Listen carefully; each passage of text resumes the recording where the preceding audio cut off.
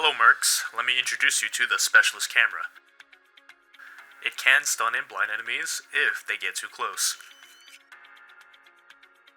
Just to make sure they are blind, it is capable of following up with another flash. Aw, they can't be blinded? Well, we can make it so they can't move as fast anymore. Are they still causing you problems? It can also burn them away. Interested?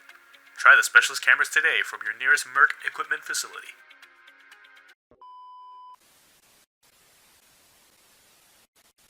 Specialist is certainly a very versatile class to play, considering it is one of the two classes that are able to solo Hazard 60, all anchors, max scale, even with difficult anchor spots. This is mostly in part because of Specialist cameras being really good at killing trash mobs and slowing down bigger targets if built in this way. Today's builds are going to be more focused on the pseudo crowd control archetype, since I feel it is one of the strongest builds in the right hands, but isn't as RSI inducing or aim intensive as builds I love to play, which is good news for some of you folks. I'm going to talk about the specializations first, since I believe they are actually more important than the actual skill perks for this archetype. Which is a good thing, since it opens up many options to fit your preferred playstyle, but be able to deal with the most annoying things, which are anchor corruptions. So starting off with the first specialization, Faster Shutter. The description really doesn't do it justice of what this thing does.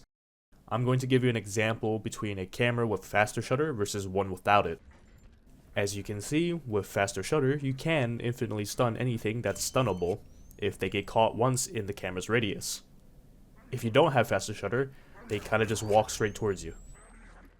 Oh, and excuse the different maps because I don't trust Roblox or Persona with my information just to unlock chat for commands, so. Next specialization is Digital Sensor. This makes our cameras apply heavy cripple to anything that's not a mini-boss or a boss. Which is kind of insane since that means these cams can slow the majority of enemies in the game by 65%. This allows you to loop enemies around an anchor or lock down an area more effectively. It is also able to highlight Reapwalkers if they for some reason didn't die instantly to your team. Next specialization is Dual Pentaprism, which allows the cameras to flash again shortly after the initial one. Seems kind of redundant at first until you realize it can catch another enemy in the perpetual stun loop if they just dodge the first flash. The last specialization is Incendiary Film, which allows you to ignite any anomalies caught in the camera's flash. Since it can kill trash mobs, it allows you to focus on bigger targets and makes it possible to even loop around the anchors in the first place. Now for the perks in the skill decks. I'm going to give you one of my builds that I found to be a decent all-rounder, but feel free to experiment. Everyone is different. So the first perk is Dexterous. It is great because it allows you to swap to your equipment or weapons faster, which means less downtime and less chances you die. I know some of you are still not sold on Dexterous, but just try and count how many times I swap weapons and equipment around during these upcoming clips. The next perk I use is Anarchist. This thing is fun to use. Things blow up, that can blow up other things. Very satisfying when it chains, also helps out with killing other things that you probably didn't mean to kill.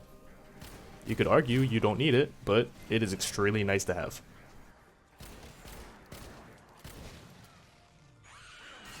Next is Steel Padding and CRC Light Vest, which allows you to make more mistakes. There are many times this combination has saved me from a bad situation that I would have died otherwise. If you are dying a lot or just don't want to die from paper cuts, I highly recommend both of these.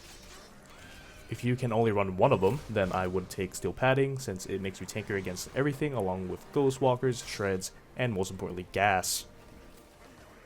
Next is Aux Carrier, which I originally did not have in this build, but it started growing on me since it's a nice safety net to have if you can't visit the shop or resupply station for whatever reason.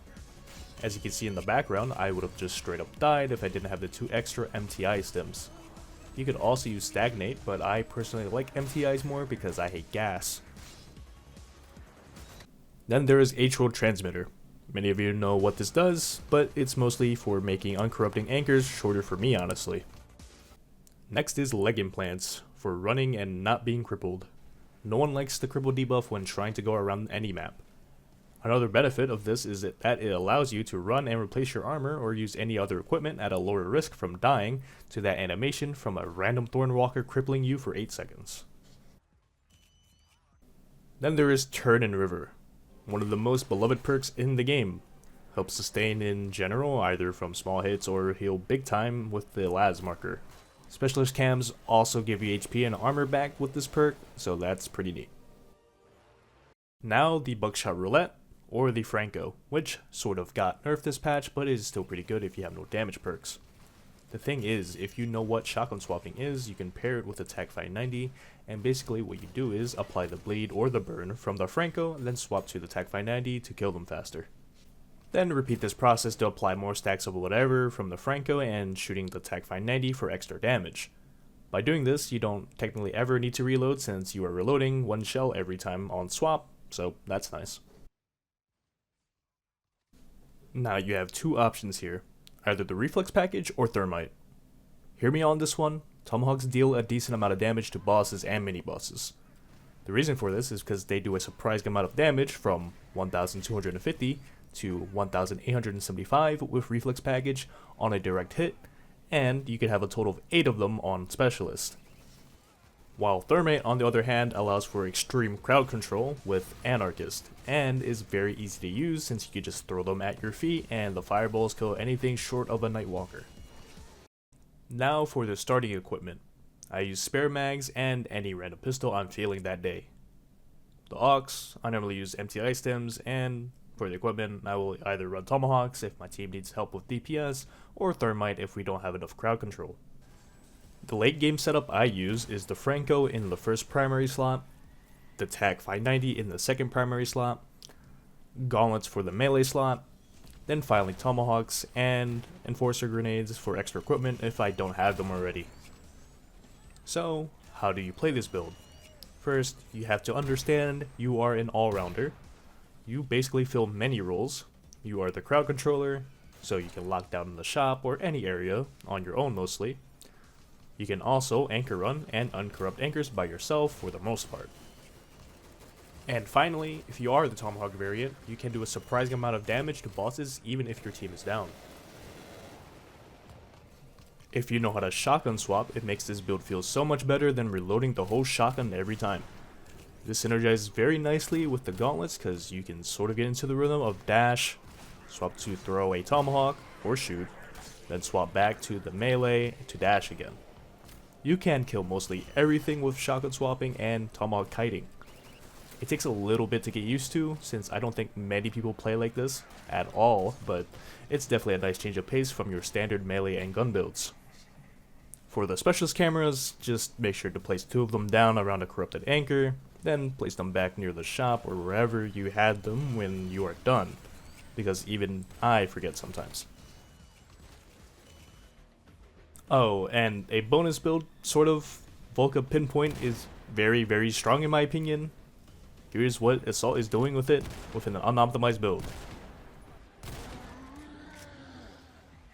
I did try this out on Specialist, and you can definitely be a sub DPS since 5000 damage that can AoE every second is nothing to scoff at.